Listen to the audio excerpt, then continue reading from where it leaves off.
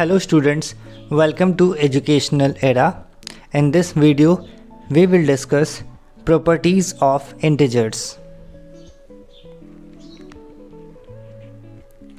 The first one is additive identity.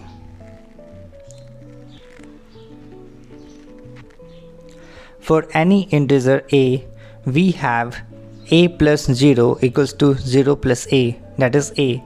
So 0 is the additive identity for integers.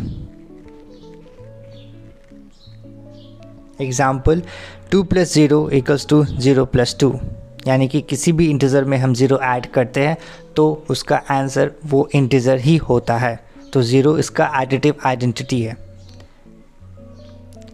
Now additive inverse.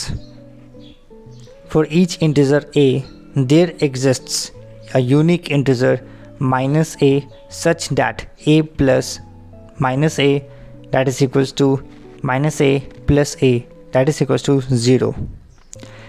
So the integer minus a is called the opposite or negative or additive inverse of the integer a.